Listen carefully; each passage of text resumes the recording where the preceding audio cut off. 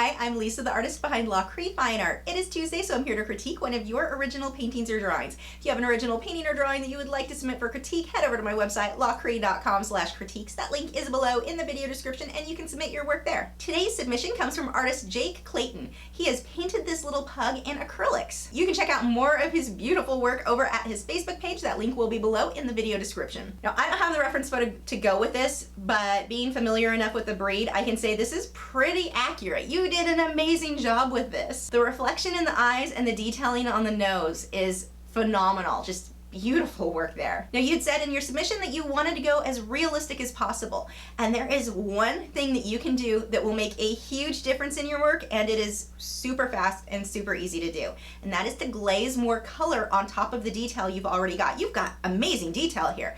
Glaze a little bit more color. Pay attention to where some of these darker tones are gonna go. If you use like a dark Van Dyke brown, and with acrylics, you can either use a mixing medium or like what I do, I just use a little bit of water.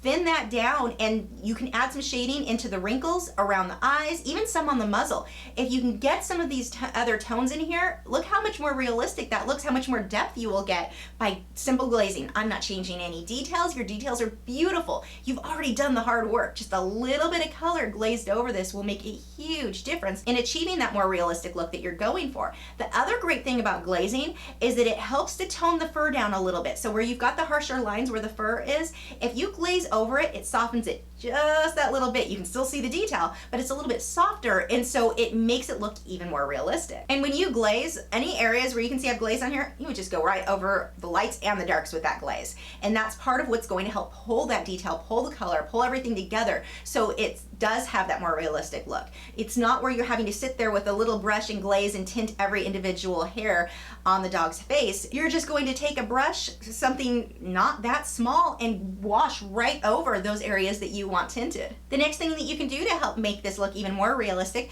is a little bit more detail where the fawn fur is right up against his dark ear. Break that up a little bit more. Do a little bit more detail. Right now it's very stiff. Spend a little bit more time on that. Remember, when you're painting something, and especially when you're trying to make it look very realistic, you've got to put as much attention into every little area as you do every other area. It's really easy to think, oh, that's just the fur between the ear and the face. That's not that big of a deal. It's the eyes and the nose that matter. Yeah, the eyes and nose are where you want your focus to be, but that doesn't mean that you can kind of rush over on any other area. So here I would just take a little bit more time and put the kind of detail there that you did everywhere else. And it's not even necessarily detail all of the time. Sometimes it's going to be very soft and out of focus. I should really be wording it as put the attention into making sure it's just right. Another area that you can add a little bit more glazing to is the area around his eyes. You've got them solid, straight black.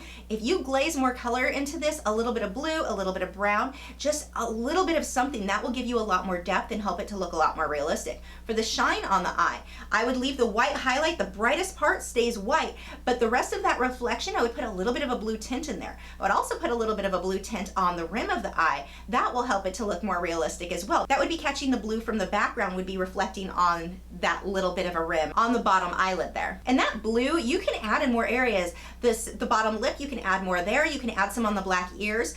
I will usually hype up any blue reflection from the background, whether it be sky or in this case the background. I would hype that up a lot more. This example of this Italian Greyhound that I painted is pretty extreme. You don't have to go that extreme, but look what happens by adding the blue. Look how shiny this dog looks because of this. This dog is a dark, dark brown. If I painted it solid dark brown, she's not going to look as glossy and shiny as she really is. By pulling those blues in there, it just helps the coat to look, it gives it more depth and it looks shinier. My last tip is for the paw, and this goes back to like what I was talking about with the side where the fur meets the ear on the side of the face. The paw feels like it didn't have as much attention put into it as the face did. This is the same thing, and it may need to be blurred out. It just feels like it was a little bit more rushed than the rest of the piece. That nose, the face, you've got so much amazing detail. You can even remove that paw completely and the piece would still work, and then you don't even have to worry about how much detail to put into that section. But the way that it is right now, it doesn't feel like it goes with the rest of the piece because you did put so much detail everywhere else. This work is so amazing. You did such a good job. You're detailing the wrinkles in the forehead. Really good work. Those eyes, oh my gosh, the reflection in those eyes are so amazing. And again, if you guys want to see more of Jake's work, you can check out his Facebook page, and that link is below in the video description. Thanks for watching. If you're new to my channel, I have new video critiques every Tuesday where I'm critiquing your original paintings or drawings, my own speed paintings, drawings, and tutorials every Wednesday, art Q&A videos every Thursday, and artist vlogs each weekend. So if you haven't already, I would love for you to subscribe so you don't miss out on anything. And you can follow me on Facebook, Twitter, Instagram, Google+. All of those social media sites are linked below in the video description where you can keep up with news, my newest work, and see real-time clips of whatever it is I'm currently working on. I'll see you guys tomorrow.